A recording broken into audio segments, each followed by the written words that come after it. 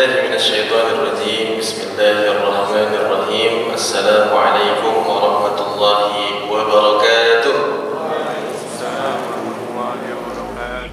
Alhamdulillah wa kafa wassalatu wassalamu ala rasulil mujtaba wa ala alihi wa sahbihi wa man ittaba'al huda.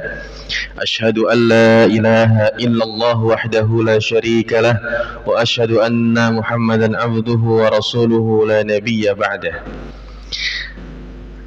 Qala Allah Ta'ala fil Qur'anil Azim wa huwa asdaqul qailin ya ayyuhalladzina amanu taqullaha haqqa tuqatih wa la tamutunna illa wa antum muslimun. Shadaqallahul azim wa balagha ala rasulihil karim wa nahnu dzalika 'ala syahidin wasyakirin amma ba'd. Bagaimana kabarnya Bapak Ibu, jamaah, teman-teman yang dirahmati Allah Subhanahu wa taala? Sehat? Nah, ini sebagian besar alhamdulillah berkumpul juga ya jamaah yang kemudian pernah kami bersamai dalam perjalanan umrohnya. Sehat ya Bu ya? Ya, ini apa namanya, kapan dapat jadwal raudhah? Ya, insyaallah nanti kita bisa reuni kembali di Baitullah ya dan Masjid Nabi Shallallahu alaihi wasallam. Nah, maka dari itu ya, untuk terus menumbuhkan cinta, kita ini kadang cintanya momentum gitu ya. Ada waktu baru kita ngerasain kangen banget, rindu banget gitu. Ada tempat barulah terus kita merasakan cinta lokasi gitu ya.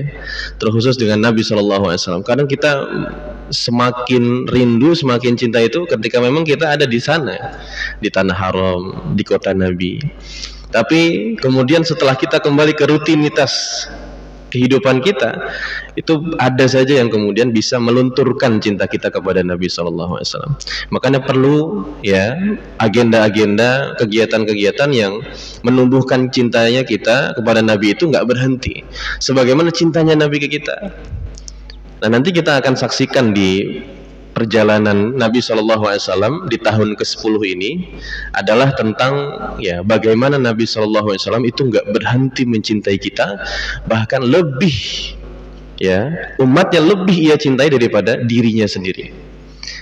Bagaimana pengorbanannya, bagaimana perjuangannya, letih yang dirasakan, keringat yang tercurahkan, darah yang bercucuran, itu semua keluar ya, dan dengan harapan umatnya bisa mendapatkan kebaikan dari Allah Subhanahu wa taala, bisa mendapatkan cahaya yang sama, bisa mendapatkan kebaikan dunia akhirat yang sama, yang bahkan Nabi SAW itu ya, para jamaah sekalian, sebelum kemudian diutus itu udah disiapkan surganya. Jadi Nabi Muhammad SAW itu ya sebelum hadir di muka bumi udah disiapin surganya. Ini surga untukmu wahai Nabi. Ya, jadi Nabi tinggal kemudian ya menjalankan apa yang Allah perintahkan dan apa yang Allah tugaskan kepada seorang Nabi dan Rasul. Nah, sedangkan kita belum terjamin. Maka ikhtiar kita hari ini hadir adalah untuk menjamin keberadaan kita nanti di yaumil akhir kelak. Dan yang paling kita harapkan adalah berada di sisi Nabi Muhammad Sallallahu Alaihi Wasallam. Hari ini banyak yang sudah booking. Kalau dulu mungkin orang ingin ngambil perumahan terbaik, ya bahkan menyewa apartemen terbagus di tengah-tengah kota. Sekarang juga sudah ada tuh, ya kuburan yang harganya senilai apartemen tuh. Ya, jadi bikin klaster kemudian diperjualkan dan lain sebagainya. Bukan tidak baik, bukan tidak bagus, ya. Tapi itu bukan substansinya. Substansinya apa? Adalah tentang bagaimana hubungan kita dengan Allah dan bagaimana mempersiapkan kematian yang baik sebagaimana kematian Rasulullah SAW. Nah, maka insya Allah dengan begitu kita ingin ya Bapak Ibu jamaah teman-teman sekalian datang ke sini tuh nggak sia-sia, dapat sesuatu, dapat something yang bisa dibawa pulang, diamalkan dan diistiqomahkan sampai akhir hayat kita. Nah, untuk para jamaah atau teman-teman yang sudah ngikutin dari awal, ini kita series ya. Jadi memang membahasnya itu dari latar belakang, dari bangsa Arab ketika itu sebelum ada wahyu turun, sampai kemudian nanti Nabi lahir, kemudian Nabi remaja, kisah cinta Nabi dengan Khadijah dan berakhir hari ini. Ya, maksudnya kisahnya akan kita bahas akhirnya. Lalu kemudian kisah Nabi sibuk ya, bahwa Nabi juga berorganisasi, Nabi juga bermasyarakat, Nabi juga aktif ya dalam kehidupan bermasyarakat. Kemudian juga Nabi SAW kemudian punya ya sama seperti kita menjalani bisnis, menjalani karirnya, sampai nanti semua itu adalah modal yang Allah berikan untuk next tugasnya gitu ya, untuk tugas selanjutnya yaitu menjadi nabi dan rasul, dan semua itu dijadikan modal ya, dan habis semua modalnya sampai akhir hayatnya itu nggak tersisa sama sekali ya, artinya benar-benar dimanfaatkan modalnya dengan sebaik-baiknya, bahkan sudah ketemu hasilnya atau keuntungannya itu sudah terlihat ketika Nabi SAW wafat, yaitu generasi baru. Nah, Bapak Ibu dan rahmati Allah, teman-teman yang dimuliakan, tahun kesedihan dan misi Taif ini terjadi tahun ke-10. Kemarin kita bahas tentang pemboikotan ya. Pemboikotan total itu adalah fase di mana jadi kaum muslimin yang sudah berislam jumlahnya kurang lebih 40 sampai 70 orang. Dari mungkin 2000 sampai ya ribuan orang yang ada di situ, tinggal di situ dengan kemusyrikannya. Ada 70 orang di antaranya adalah mengikuti ajaran Nabi SAW. Berarti mayoritas apa minoritas sih? Ya, sedikit. Ya, coba bayangkan, mungkin ada di antara kita yang pernah ke Eropa atau ke daerah-daerah yang Islamnya nggak banyak. Apa yang kita rasakan? Ya, kita beribadah kadang nggak nyaman kalau mereka tidak mengerti toleransi. Ya, kita beribadah diganggu. Ya, kita berhijab diganggu. Ya, kita sendirian diganggu dan lain sebagainya. Dan itu juga yang dialami oleh Nabi Muhammad SAW. Sehingga apa? Ketika Rasulullah Islamnya ini sudah mengganggu ekonomi mereka, ya, bahwa ketika orang masuk Islam itu nggak akan lagi kemudian bernegosiasi dengan orang-orang yang pakai sistem riba, gitu. Maka mereka akan dirugikan. Udah gitu juga berhala-berhala mereka yang tadinya ya konsumennya adalah orang Arab itu sendiri, ketika masuk Islam udah nggak laku lagi, maka menurunkan penghasilan mereka. Nah, maka ketika Islam sudah masuk ke ranah itu ya, maka musuh-musuh Islam itu akan berusaha sebisa mungkin, bahkan sampai kriminalisasi, assassination ya, berusaha untuk ya berbagai cara, menghalalkan segala cara untuk menghentikan dakwah Nabi. Sampai apa? Nabi sudah diintimidasi, dirayu, disogok, dari mulai wanita, tahta, itu semua udah lewat, dan Nabi sabar menghadapinya. Sampai akhirnya kalau musuh Islam sudah kehilangan cara ya, atau nggak usah jauh-jauh, misalnya ada dua negara gitu ya, ini udah kehilangan cara nih, maka mereka akan melakukan ya cara dengan kekuasaan mereka, yaitu memboikot.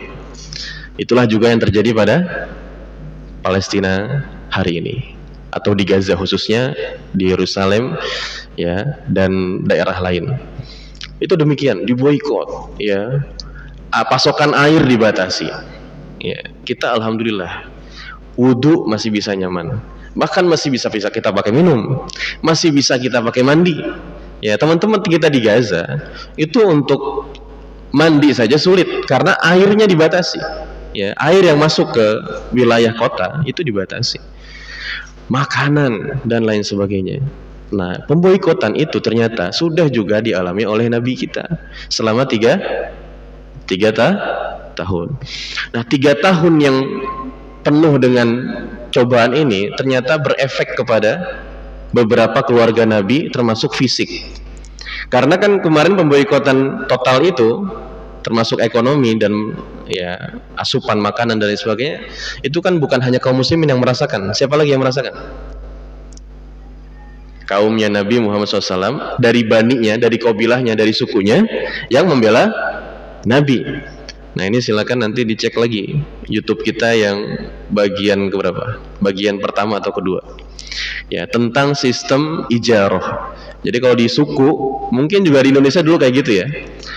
Ya, suku yang paling tua akan melindungi suku yang paling muda dari keturunannya, satu darah. Nah, Nabi juga kayak gitu. Jadi Nabi dilindungi oleh siapa? Abu Thalib, pamannya sendiri. Nah, selama 3 tahun Abu Thalib tuh ikutan. Ya, jadi bukan kaum muslimin doang yang kemudian diuji ataupun merana sengsara, ya, tapi juga Abu Thalib ikutan. Dan Bani Hashim yang lain juga ikutan. Ya, ini maaf yang sebelah sini ada error ya. Ya, jadi kalau yang akhwat nggak kelihatan, dengar saja. Nah, jadi Bani Hashim pun ikut di boikot. Ketika di boikot, bayangin teman-teman, Rasulullah itu cuma makan 2 menu. Kita kalau sehari menu ada berapa, Pak? Ibu-ibu biasanya jadwal menu seharinya berapa banyak? Ada nggak yang cuma 2? Nggak ada kan? Nggak ada ya. Nabi sehari cuma 2 di saat itu ya. Tapi sebenarnya kalau kita tarik kehidupannya, Nabi juga nggak pernah lebih. Ya, maksudnya nggak pernah lebih mungkin dari 3 macam atau 4 macam. Ya, hanya sedikit bisa dihitung jari menunya. Dan saat itu tidak layak untuk kita makan. Apa yang Nabi makan? Hanya daun kering dan kulit yang alot, yang memang tidak layak dimakan. Kalau kita kalau kita sayuran gitu ya, daun enak, ada lalapan ya, kita makan pakai sambal, dicocol dan lain sebagainya. Tapi Nabi SAW ini udah daun kering, makan apa kita, Pak? Itu kalau di Arab itu makanan kambing, daun kering itu. Mohon maaf, Nabi makan itu. Ya, kita setiap hari bisa kenyang. Kalau kita mikir Nabi aja makan itu ya, mungkin kita jadi malu gitu ya di hadapan Nabi SAW.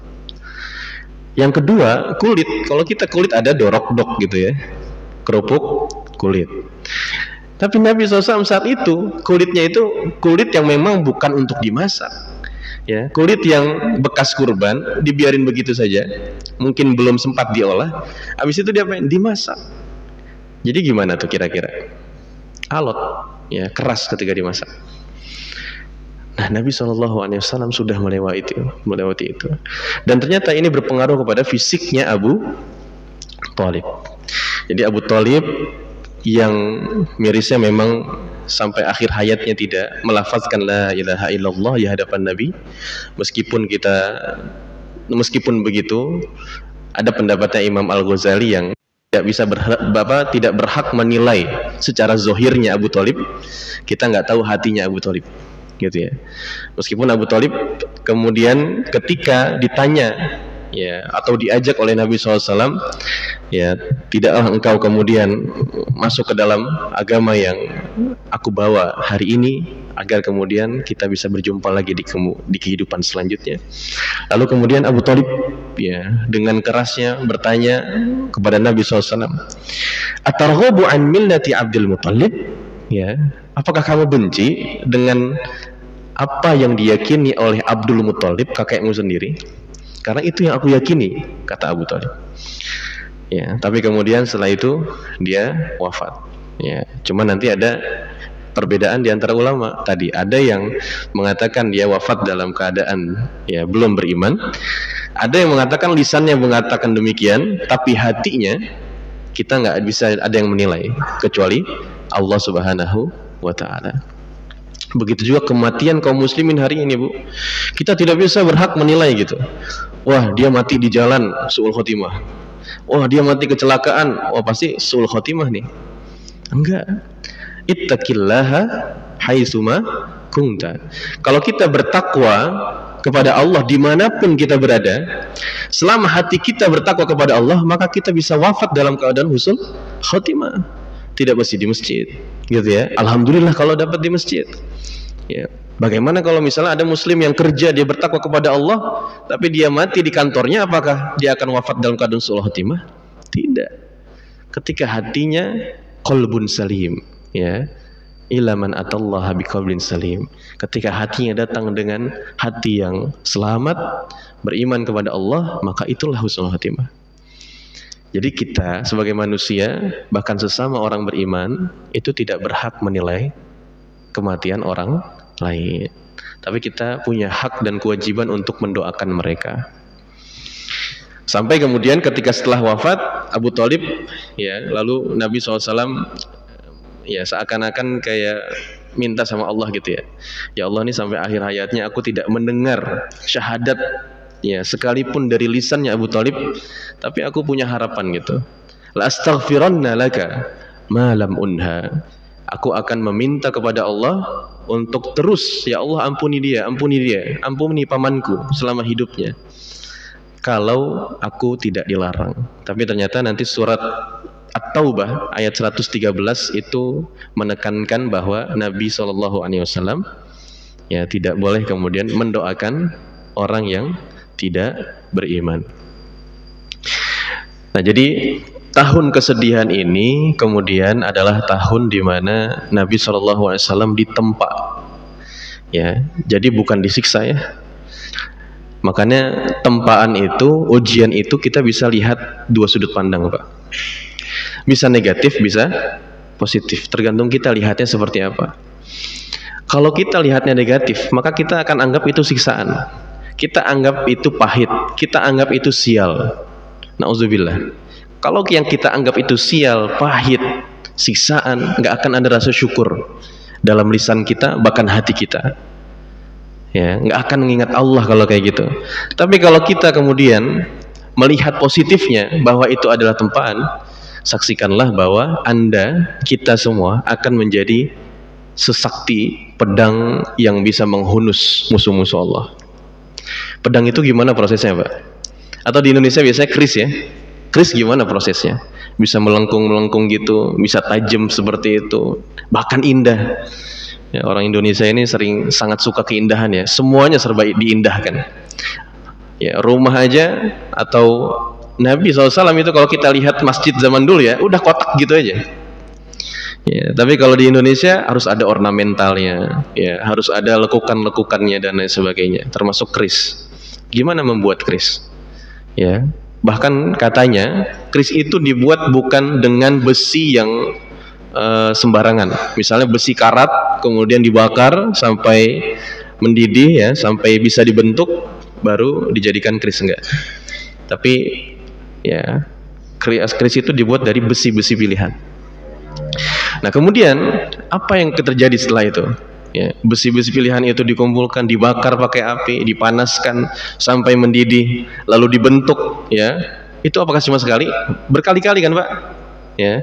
Udah kebentuk, dilipat lagi, dimasukin lagi.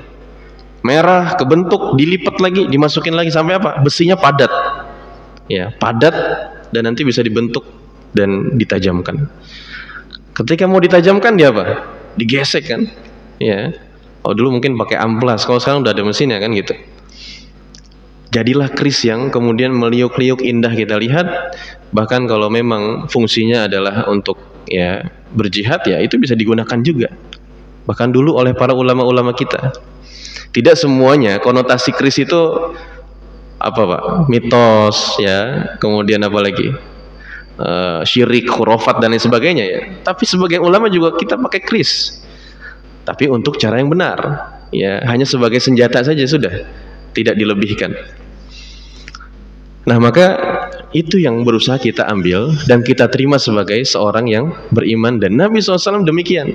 Nabi melihat ujian itu sebagai tempaan yang positif, yang suatu hari tempaan itu akan menjadikan Nabi SAW semakin kuat, semakin sabar, semakin bersyukur. Nah, kita juga demikian dalam melihat masalah, ya. Itu yang pertama adalah tentang Abu Thalib yang kemudian wafat lebih dulu, ya, di awal-awal. Ada yang mengatakan 3 bulan sebelum Khadijah radhiyallahu anha, istri tercintanya, wafat. Kesedihan terberat para dai, ya, adalah penolakan umat terhadap kebaikan. Ya, inspirasi yang pertama kita bisa ambil adalah kesedihan para dai adalah penolakan umat terhadap kebaikan. Jadi kesedihan Nabi Shallallahu Alaihi Wasallam itu bukan dilukai, ya, bukan hanya disakiti fisiknya, bukan. Itu bisa sembuh, Pak. Ya, tapi yang lebih sakit apa? Kalau ternyata orang yang kita cintai kemudian akan berpisah dengan kita, yang satu di neraka, yang satu di surga. Itu yang tidak kita inginkan, dan itu yang disedihi oleh Nabi SAW. Dia tidak kebayang gitu ya. Abu Thalib melindungi Nabi selama berapa tahun tuh? Berarti ya, kalau dakwahnya selama 10 tahun di Mekah. Tapi kalau membimbing Nabi di masa remaja itu dari usia kurang lebih 8 tahun. 8 tahun sampai usia Nabi 50 ya. Berapa tuh? 50 kurang 8, 42 ya. Selama 42 tahun Abu Thalib membimbing, membersamai Nabi Shallallahu Alaihi Wasallam. Ya, seperti paman-paman mungkin yang, ya, mungkin setiap kita nih punya, di setiap kehidupan kita punya orang seperti pamannya Nabi SAW, yang selalu care sama kita. Dikala orang kemudian menghina kita, dia yang paling kemudian udah tenang gitu ya, tenang aja, ya, di backup sama beliau dan lain sebagainya. Tapi ternyata ya di akhir hayatnya justru tidak di pihak Nabi Shallallahu Alaihi Wasallam. Itu kesedihan Nabi yang pertama. Nah, lalu selanjutnya juga di antara pelajarannya juga adalah, maka yang ada saat itu adalah perang psikologi ya. Karena berkali-kali kemudian kaum kafir Quraisy ini melobi Abu Thalib gitu ya, dan kemudian mempertanyakan gitu ya, gimana sih si Muhammad itu ya, kok kemudian punya ajarannya sendiri, tidak menghormati ajaran nenek moyangnya dan lain sebagainya. Nah, tapi bahayanya kalau Abu Thalib kemudian nanti masuk Islam, ini bagi pandangan kaum musyrikin ya, maka satu bani itu bisa masuk Islam, satu suku. Dari mana? Bani Hashim. Ya, Bani Hashim itu bani yang besar ya, yang paling besar di bangsa Arab diantaranya. Maka kalau itu masuk Islam, wah, semakin besar kekuatan orang beriman di Mekah ya. Tapi ternyata sampai akhir hayatnya tidak membuat Abu Thalib kemudian berpihak di Nabi Shallallahu Alaihi Wasallam. Sehingga apa? Sehingga perjuangan Nabi ini masih harus digoes lagi, masih harus dirintis lagi, masih harus diperjuangkan lagi, dan itu nggak mudah. Nah, selanjutnya ini juga menjadi pelajaran buat kita ya, bahwa yang paling penting itu last minute. Ya, semalam timnas ya, kalah menang, kalah ya, last minute kan? Ya, udah sampai last minute masih seri juga. Akhirnya penalti. Ya, penalti udah sampai 5 kali, nggak ada yang kemudian hijau semua gitu ya, gol semua. Ya, ternyata ditentukan oleh satu orang. Ya, ternyata satu orang gagal, ya sudah, nggak ada kesempatan lagi. Jadi begitu juga hidup, Pak. Hidup kita ini akan ditentukan oleh last minute kita nanti. Ya, hembusan nafas terakhir kita. Apakah dalam keadaan hati kita ini terkait, tergantung, tersandar pada Allah Subhanahu wa taala, atau justru jauh dari Allah? Makanya kata Ibnu Katsir, ya, seseorang itu ya, abdun, atau seorang hamba itu, mata man 'asha 'ala syai'in mata 'ala alaihi. Siapa yang hidupnya biasanya demikian, maka dia akan matinya juga sama demikian. Maksudnya apa? Kalau kita hidupnya berbuat baik, istiqomah dan berusaha, kalaupun nggak berbuat baik gitu ya, kerjaan kita tuh minta maaf sama Allah terus. Ya, karena kebanyakan kita bersalahnya gitu ya, daripada berbuat baiknya. Itu juga berbuat baik, minta maaf sama Allah, minta ampunan sama Allah. Maka nanti Allah akan wafatkan kita dalam keadaan bertaubat. Nah, paling enggak itulah. Kalau kita memang bukan jadi hambanya yang selalu bersyukur, bukan jadi hambanya yang selalu beramal soleh, paling enggak kita jadi hambanya yang selalu bertobat. Ya, maka dimaafkan oleh Allah. Tapi kalau kemudian kita entah dimanapun, meskipun kita sembunyi-sembunyi, itu terus kemudian bermaksiat, ya, mungkin manusia nggak lihat, tapi kan Allah Maha melihat. maka bisa jadi Allah pun akan wafatkan dalam keadaan demikian.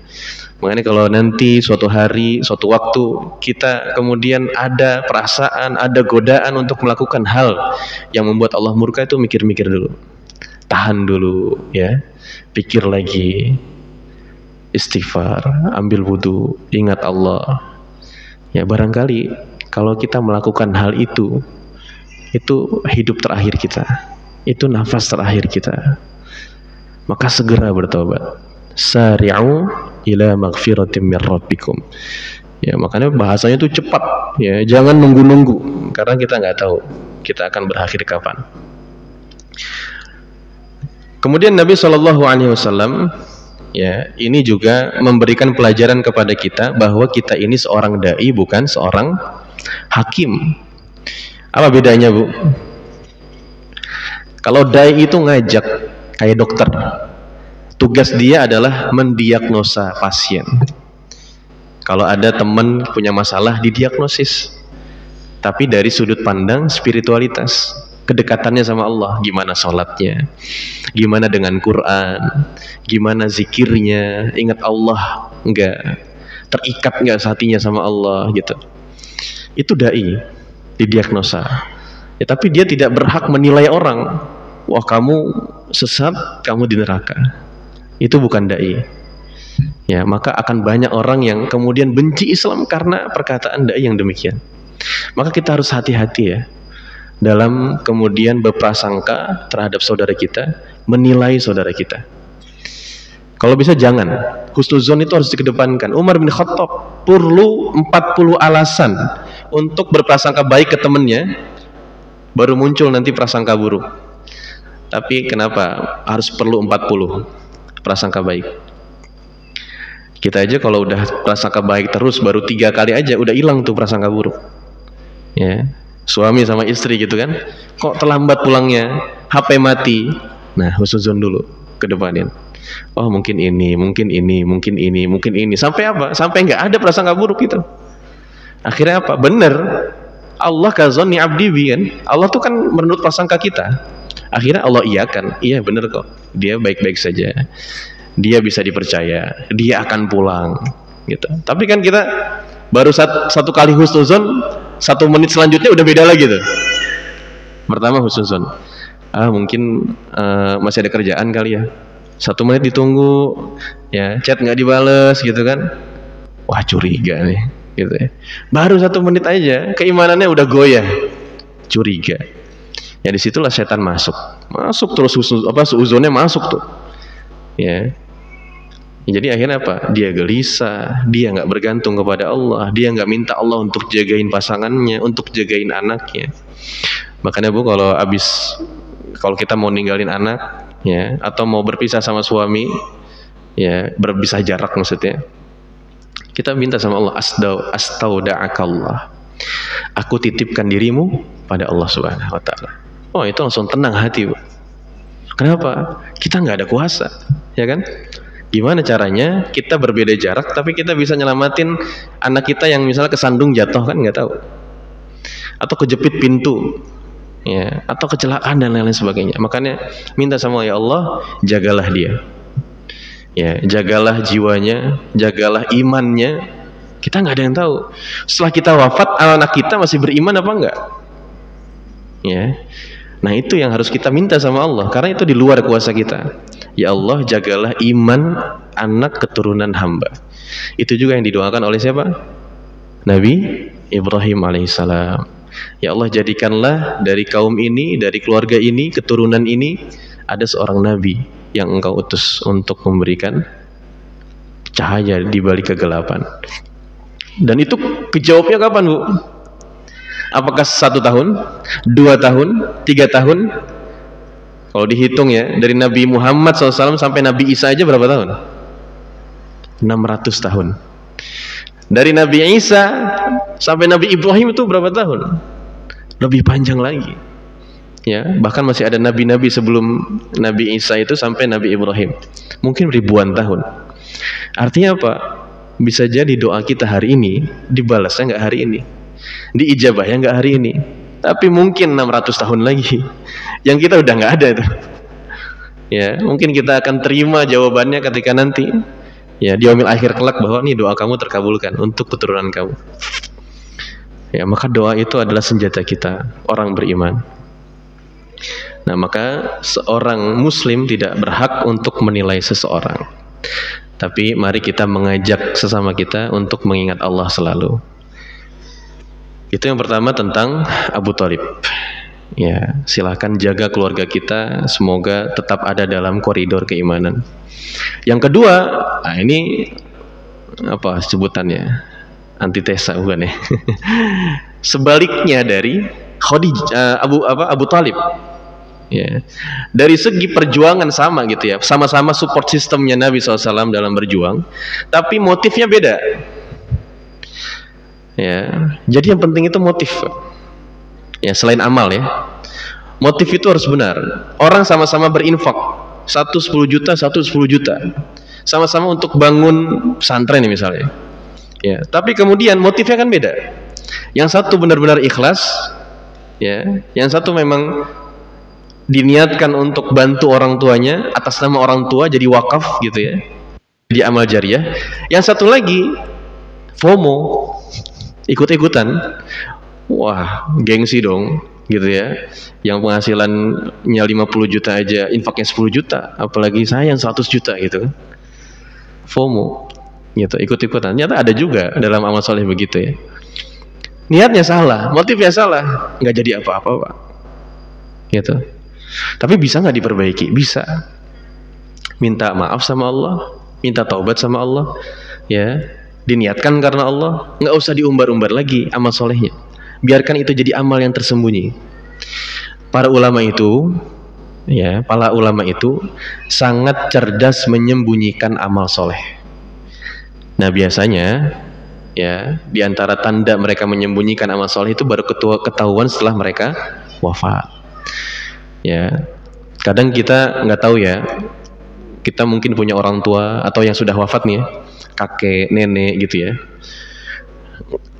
Punya kebiasaan yang ternyata kita baru tahu itu setelah wafat. Ya, setelah wafat kita bingung gitu. Kenapa nih setiap hari ada yang ngunjungin gitu ya kuburannya. Ketika ditanya penjaganya, "Pak, itu kemarin kayaknya ada yang bersihin pekuburan orang tua saya ya. Itu siapa?" gitu ya. Nggak tahu ya, katanya temennya, katanya saudaranya dan lain sebagainya.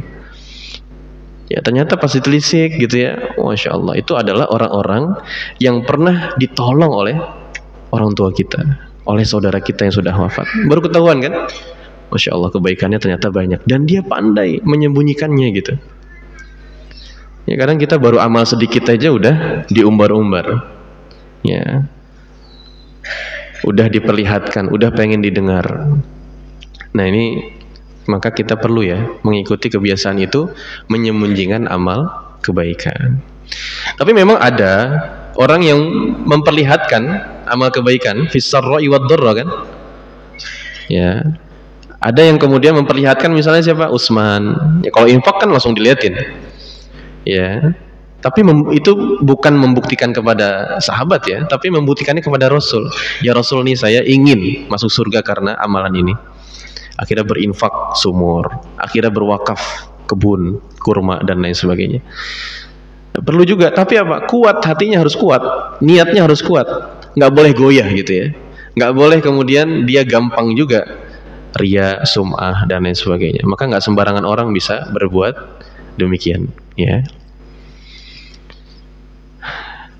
Nah, selanjutnya, nah ini ya kesimpulan dari last minute tadi. Pada akhirnya hidupmu ditentukan pada pungkasannya, pada kehidupan akhirnya. Maka jangan hanya menyiapkan masa depan yang baik, tapi juga persiapkan kematian yang terbaik. Kadang kita ini nyekolahin anak dari SD, SMP, SMA, S1, S2, S3 gitu ya. Ya, padahal di atas S3 tuh masih ada yang harus dipersiapkan gitu. Kadang kita ngelihat anak udah S3, udah selesai tanggung jawab kita. Belum tentu. Kalau kita tidak tanamkan iman dalam hatinya, ya dia akan menjadi lulusan S3 yang seperti apa? Yang punya nilai, yang punya iman, atau sebaliknya. Kepintaran itu dipakai untuk menolong orang yang zalim justru, bisa jadi. Karena ini sudah terbukti di zaman Fir'aun. Ada siapa? Fir'aun itu punya 3 serangkai itu. Dari mulai raja yang zolim, orang kaya yang serakah, dan orang pinter yang salah motif, salah teman, salah nyari pekerjaan. Ada Fir'aun, ada Korun, yang kita sering bilang ada harta karun itu ya. Itu dari nama Korun itu. Karena Korun tertimbun dengan hartanya Allah azab. Lalu yang ketiga Haman. Ya, jadi kalau kita hari ini sombong karena jabatan, udah ada Fir'aun. Ya. Kemudian kalau kita hari ini pinter tapi salah tujuan, ada Haman. Kita hari ini kaya serakah nggak pernah bersyukur, ada Korun. Sudah pernah terjadi dan semuanya Allah berikan balasannya di dunia. Ya, kita nggak berpikir juga bahaya. Nah, maka persiapkan kematian yang terbaik. Kalau bisa harus husnul khotimah. Nah, baik. Jadi itu yang pertama. Yang kedua, di bulan Ramadan. Di bulan Ramadan, Nabi SAW ini ditinggal lagi oleh orang terbaiknya. Ya, mungkin suatu hari kita pengen ada satu kajian ya tentang kisah cintanya Khadijah dan Rasulullah. Full dari awal sampai akhir ngomongin itu aja. Kalau kemarin kan kita masih nyampur-nyampur ya. Nah, ini mulai dari proses perkenalannya, mulai proses saling tertariknya, mulai proses berjuang di dalamnya. Makanya jarang sekali kita menemukan kisah-kisah romantis di antara Khadijah dengan Rasulullah ketika di Mekah. Ya karena isinya perjuangan semua tuh. Tapi baru kita temukan kisah romantis itu di mana? Di Madinah. Dengan Aisyah bisa duduk-duduk santai sambil melihat orang latihan gulat gitu ya. Di Mekah mana bisa, gitu kan? Maka di Mekah itu isinya perjuangan semua, isinya ujian semua. Meskipun di balik ujian itu ada sisi-sisi romantis, tapi romantis itu kan selera Bu ya. Ya, ada yang mungkin dengan bahasa udah cukup gitu ya. Ada yang mungkin dengan perhatian udah cukup gitu ya. Ada yang mungkin berjuang bersama itu romantis gitu kan. Capek bersama, punya pasangan satu frekuensi, mencapai visi yang sama, itu romantis. Nah, maka dengan Khadijah tuh romantismenya seperti itu, romantis dalam perjuangan. Nah, jadi mungkin juga kita kalau review flashback ke belakang yang sudah berpasangan ini bisa lihat gitu ya.